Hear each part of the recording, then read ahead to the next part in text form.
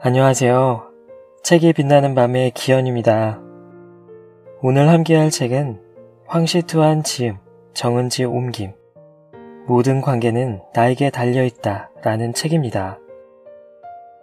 먼저 저자 소개를 드리자면 황시투한은 20년간 심리학을 연구하며 기업관리, 결혼, 자녀 교육 등의 심리학 이론들을 접목시켜서 많은 이들의 인생 멘토로 활약하고 있습니다.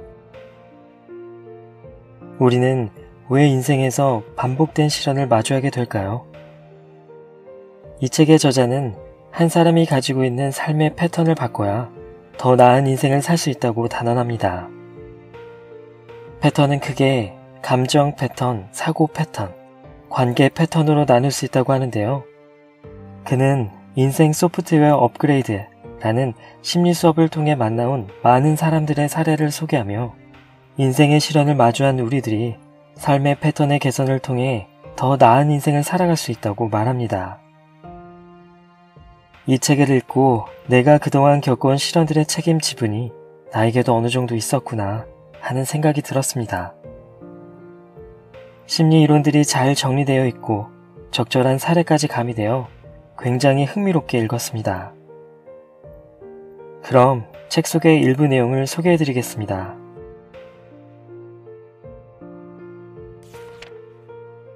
1장. 나의 감정 패턴을 돌아보라. 마음속에 억울함이 가득하다면 모든 패턴에는 뿌리가 있다. 코칭 매니지먼트 강의에서 한 수강생이 대인관계의 어려움 때문에 나를 찾아왔다. 그는 성격이 센 리더나 고객과 관계를 맺기가 어렵다고 했다. 누군가가 그를 통제하거나 조종하려고 할 때마다 아무리 사소한 일이라도 갈등이 발생한다는 것이다. 그는 마찰을 빚는 게 좋지 않다는 것을 알지만 참을 수가 없다고 했다. 한 사람이 끊임없이 반복적인 행동을 하는 것은 바로 패턴이 개입하고 있다는 것을 나타낸다.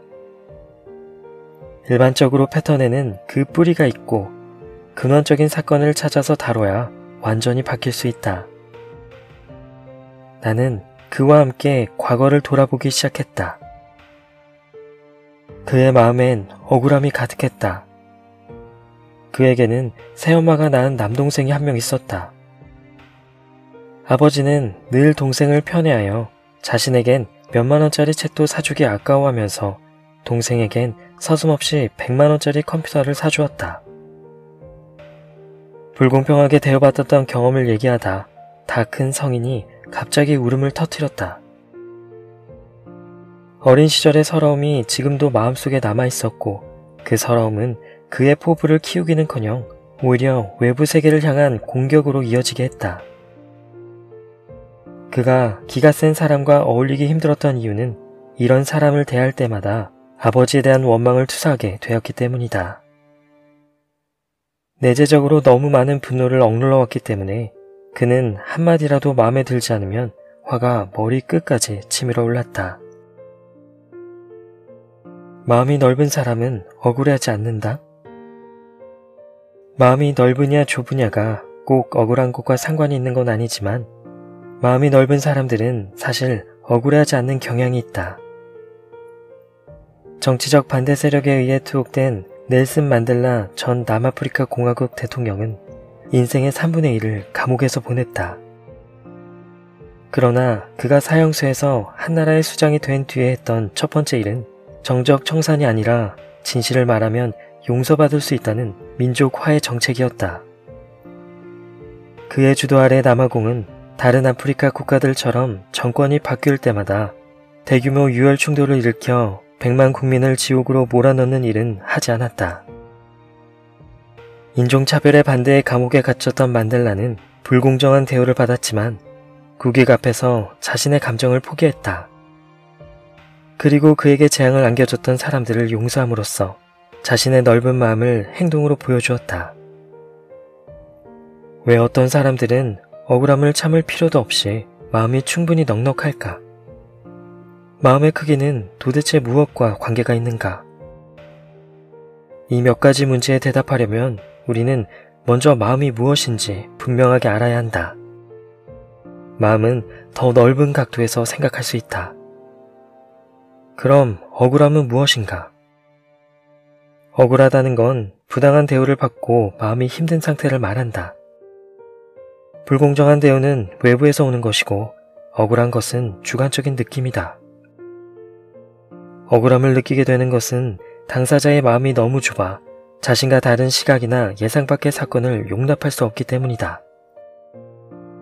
어떤 일이 자신의 생각대로 진행되지 않고 스스로 상황을 바꿀 힘이 없을 때 어쩔 수 없이 받아들이게 되는 감정이 바로 억울함이다. 넬슨 만델라가 불공평한 대우에도 억울함을 크게 느끼지 않은 것은 그만큼 마음이 넓었기 때문이다. 마음이 넉넉한 사람이 억울할 이유가 어디 있겠는가? 그렇다면 반대로 억울한 마음을 가진 사람들이 어떻게 넉넉한 마음을 가질 수 있을까? 중국어에는 전혀 다른 두 가지 의미를 내포한 용인이라는 단어가 있다. 용은 공간적 개념이고 이는 일종의 심리 상태다. 마음이 놓이면 수용할 수 있다고 하고 마음이 놓이지 않으면 참으라고 한다. 그러니 수용할 수 있다면 참을 필요가 없고 참으려 하면 수용할 공간이 부족할 수밖에 없다. 마음과 억울함도 같은 관계라고 생각한다. 억울함이란 실은 마음이 너무 좁아서 사람이나 일을 용납할 수 없는 것인데 사실 사람이나 일은 내 뜻대로 되지 않는 법이다. 그러니 참을 수밖에 없다. 하지만 참기에는 마음이 즐겁지 않기에 마음 안에 억울함이 가득 쌓이는 것이다. 불교에는 내려놓음이라는 말이 있다. 명예나 재물, 재산은 잃거나 얻기도 하는데 이로 인한 슬픔과 기쁨, 질투와 노여움, 걱정이나 두려움을 마음에 두거나 집착하지 말라는 말이다. 내려놓음은 일종의 새로운 경지다. 그럼 어떻게 해야 내려놓을 수 있을까? 내려놓기 위해선 내면 세계가 매우 강해야 한다. 어떤 사람은 왜 마음이 넓어야 하냐고 묻는다. 자신의 작은 세계에서 생활하는 것도 나쁠 것이 없다는 것이다. 우물한 개구리로 사는 건 또 어떤가? 한 우물에서 아이를 낳고 평생을 살아도 좋고 세상이 조금 작아질지는 몰라도 충분하다는 의미다. 정말 그럴까? 우물한 개구리가 평생을 행복하게 살 수 있는 전제 조건은 그 우물이 영원히 그들만의 것이란 전제하에서다. 만일 어느 날 뱀이 나타난다면 어떻게 될까? 행복했던 가족은 뱀의 아침 식사가 될 것이다. 그들의 세계는 너무 작아서 정말 뱀 한 마리도 수용할 수 없다. 반대로 호수에 사는 개구리는 다르다. 호수가 너무 커서 다른 생물들을 수용할 수 있다. 사람의 마음도 마찬가지다. 한 사람의 마음이 너무 좁으면 뜻하지 않은 사람이나 일을 감당할 수 없다. 불청객이 오면 자신의 인생이 방해받는다고 느끼고 불편할 수 있다. 이런 불편한 감정을 억누르기 위해 부득불 억울함을 느끼며 참고 견디는 것이다. 마음이 넓어지는 세 가지 방법. 사실 억울함은 도량을 키우는 데 도움이 안 될 뿐만 아니라 몸도 상하게 한다. 오랫동안 억울함을 느끼며 밖으로 표현하지 못하면 보통 두 가지 결과가 나온다.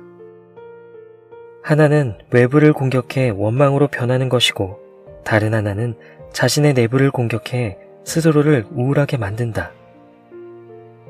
위사래 속 수강생은 바로 첫 번째에 속한다. 아버지의 편애가 그를 더욱 억울하게 했다. 그는 아버지를 원망하기 시작했고 그보다 더 센 모든 사람을 원망하기에 이르렀다. 그런 사람을 만날 때마다 분노하고 공격성을 드러냈다. 이것은 그의 인간관계를 망칠 뿐만 아니라 자신의 건강에도 영향을 미쳤다. 누군가 분노는 다른 사람의 잘못으로 스스로를 벌주는 것이다 라고 했는데 이는 전혀 과장이 아니다. 그로 인해 받는 상처도 작지 않다. 자신이 불공평하게 대우받았다고 느낄 때 약해서 또는 다른 이유로 감히 밖에서 싸우지 못하고 내면을 공격할 때 그는 남들이 자신을 그렇게 대하는 것은 자신이 부족하거나 문제가 있어서라고 생각한다. 그리고 이 상태가 계속되면 우울증으로 자신과 인생을 의심하고 심한 경우엔 목숨까지 저버린다. 한 사람의 마음을 크게 넓히려면, 즉 도량을 키우려면 어떻게 해야 할까? 심리학에 초월이라는 방법이 있다. 인간은 감정이 있는 동물로 뜻하지 않은 일에 부딪히면 쉽게 감정이 동요하고 정서적 견제를 받는다. 사실 자신과 정서 사이에는 공간감이 있다. 초월은 우리가 구체적인 상황에서 벗어나 더 높고 더 넓고 더 효과적인 시간이나 공간 속에서 사건을 보도록 하는 공간 감각을 만든다. 그리고 이렇게 새로운 방법으로 우리가 원하는 효과를 얻을 수 있게 한다. 초월하는 방법은 여러 가지가 있는데 여기에서는 세 가지로 나누어 본다. 첫째, 위치 감지법. 사람이 공경에 빠지는 이유는 보통 자신의 시각에서 문제를 바라보기 때문이다. 그러나 한 사람이 아무리 시견이 넓어도 늘 맹점이 있기 마련이다. 위치 감지법은 같은 문제를 다른 위치와 각도에서 바라보게 하는 것이다. 위치와 입장이 바뀌면 문제를 보는 방식도 달라질 수밖에 없다. 앞에서 말한 그 수강생에게 사용한 것이 바로 이 방법이었다. 나는 일단 최면으로 그가 아버지 역할에 들어가 재혼해서 가정을 꾸리는 게 쉽지 않은 것임을 체험하게 했다. 이렇게 자리를 바꿈으로써 그는 아버지가 왜 자신을 그렇게 대했는지 알게 됐고, 아버지도 기가 센 새엄마와 어린 동생을 어떻게 대할지 어려워했다는 걸 깨달았다. 위치를 바꿔봄으로써 그는 아버지를 받아들이게 되었고 자신과도 화해할 수 있었다. 최면이 끝난 후 그는 여러 해 동안 억눌렀던 억울함이 서서히 풀리면서 전체적으로 한결 부드러워지고 온화해졌다. 둘째, 타임라인. 미래에서 오늘을 보고 다시 시작하라. 흔히 시간이 약이라고 말한다. 그 당시엔 너무 커 보이던 문제도 시간이 지나고 보면 그리 힘들지 않은 문제였다는 것을 느끼곤 한다. 마찬가지로 지금 직면한 어려움은 이 순간에는 숨막히게 할 수 있지만 10년 후에 보면 아무것도 아니다. 그래서 타임라인을 통해 문제를 넓게 보라. 그러면 마음이 넓어질 것이다. 셋째, 더 큰 가치를 보라. 같은 일에도 다른 가치가 있다. 누군가가 반지를 잃어버려서 하루 종일 기분이 좋지 않았다면 그 이유는 그가 반지의 가치만 봤을 뿐 건강의 가치는 보지 못했기 때문이다.